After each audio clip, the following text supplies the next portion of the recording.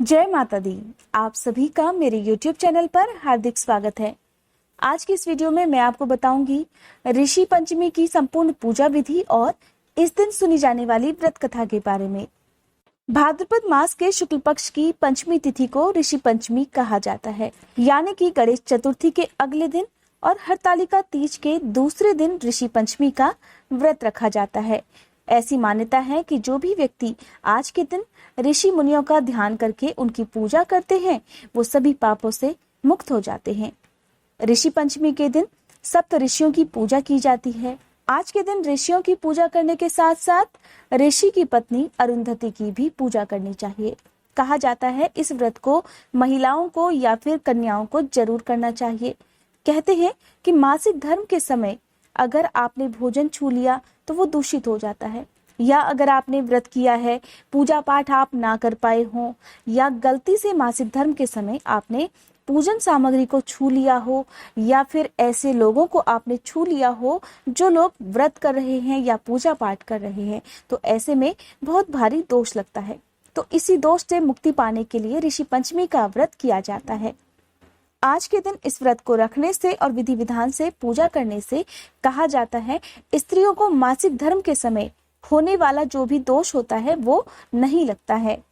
आइए सबसे पहले सुन लेते हैं व्रत की कथा और उसके बाद मैं आपको बताऊंगी पूजा विधि के बारे में।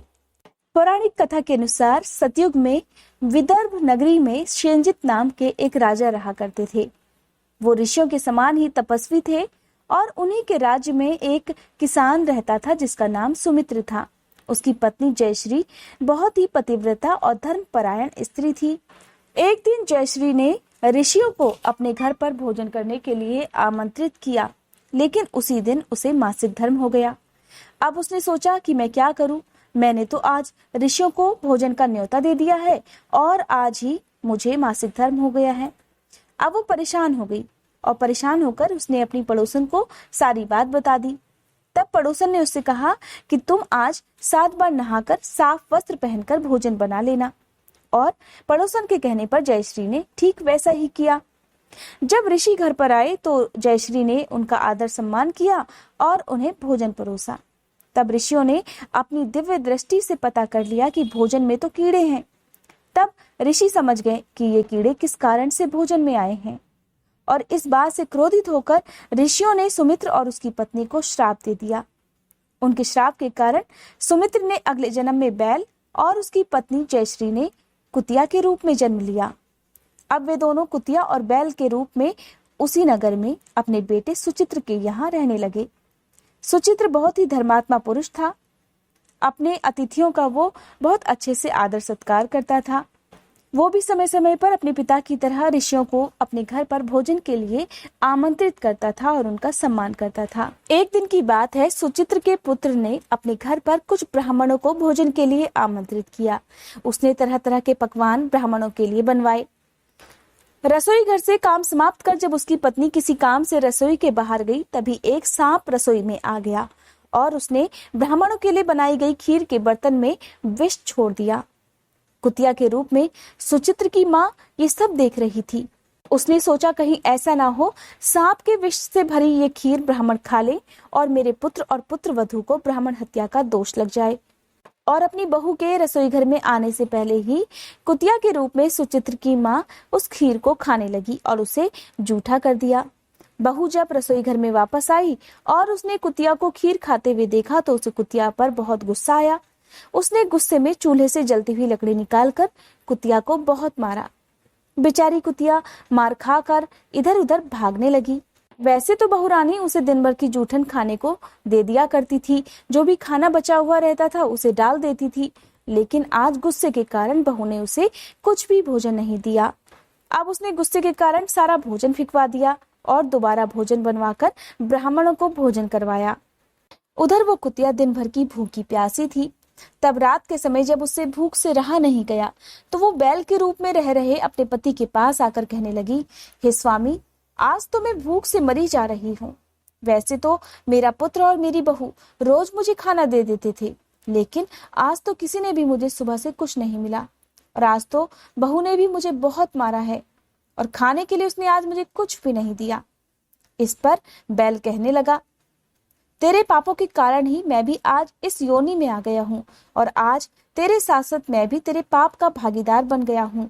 क्या बताऊं, आज तो मैं भी सारा दिन का भूखा हूँ। सारा दिन कमर पर बोझा ढोते ढोते मेरी कमर टूट गई है। आज तो सुचित्र ने मुझे भी भोजन नहीं दिया और उसने मुझे भी बहुत मारा।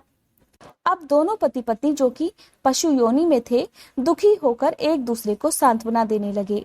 जब वे दोनों बात कर रहे थे तभी उनके पुत्र ने उनकी सारी बात सुन ली और उसे अपनी करनी पर बड़ा दुख हुआ। उसी समय उसने भोजन लाकर दोनों को भरपेट भोजन कराया। दोनों को भरपेट भोजन कराकर उनका पुत्र बहुत ही दुखी होकर घने जंगल में चला गया। वहां भटकते भटकते वो एक ऋषि के आश्रम में जा पहुंचा। वहां पहुंचते ही उसने सारी व्यथा, अपना सारा दुख दर्द ऋषि महाराज को सुना दिया। कहने लगा, हे ऋषि महाराज, न जाने कौन से पूर्व जन्मों के कर्मों के कारण आज मेरे माता पिता इस पशु योनि को प्राप्त हुए हैं। अगर उनकी मुक्ति का कोई उपाय है तो कृपया करके मुझे बताइए। तब ऋषि महाराज उससे कहने लगे, अगर तुम अपने माता पिता की मुक्ति का उपाय जानना ही चाहते हो तो सुनो, अपनी पत्नी के साथ तुम ऋषि पंचमी का व्रत करो और उसका फल अपने माता पिता को अर्पित कर दो। भाद्रपद महीने के शुक्ल पक्ष की पंचमी को आप सुबह स्नान करके मध्याह्न में नदी के पवित्र जल में स्नान करना, नए रेशमी वस्त्र पहनना और फिर अरुंधति सहित सप्त ऋषियों का ध्यान करके उनकी पूजा करना। ऐसा करने से तुम्हारे माता पिता पशु योनि से मुक्त हो जाएंगे।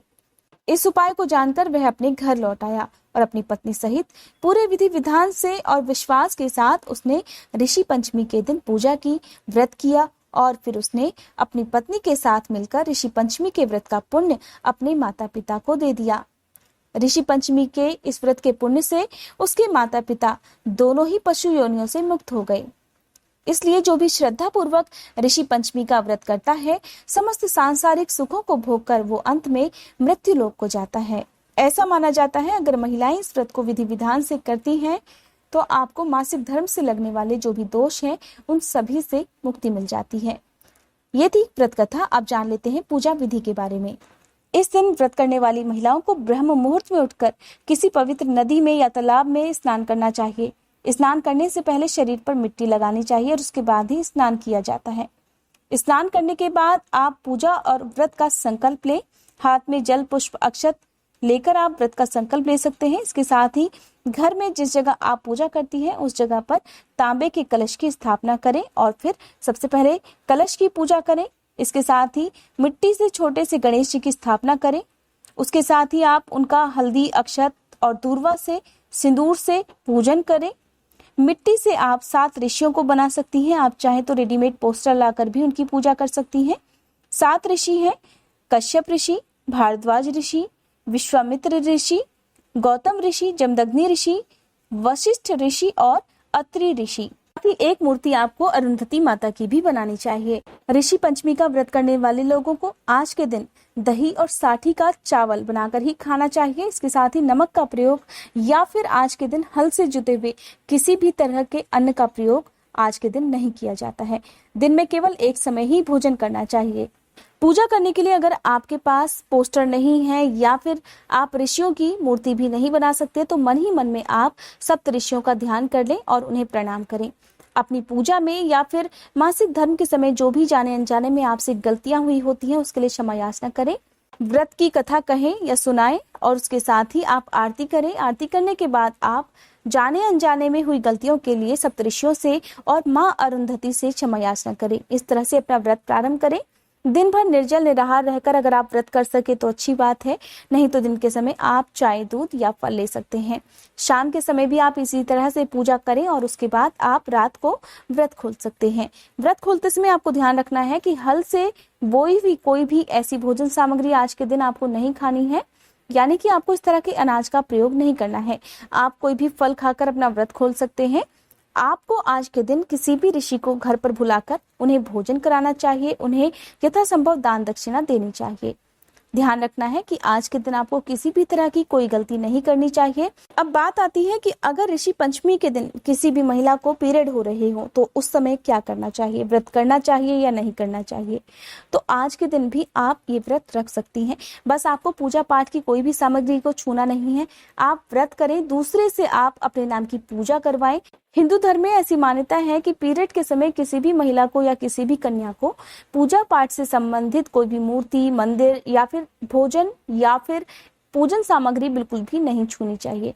तो अगर आज के दिन आपको पीरियड हो रहे हैं तो आप अपने नाम की पूजा अपने ही परिवार के किसी भी सदस्य से करवा सकती हैं, किसी महिला से या किसी कन्या से करवा सकती हैं। अपने व्रत का पुण्य आप उन्हें दान में दे सकती हैं। तो अगर आप इस व्रत को कर लेती हैं तो जाने अनजाने में आपसे जो भी गलतियां हुई होती हैं पीरियड के समय, उन सभी से आपको मुक्ति मिल जाती है। ये थी आज की वीडियो। उम्मीद करती हूँ ये जानकारी आपको पसंद आई होगी।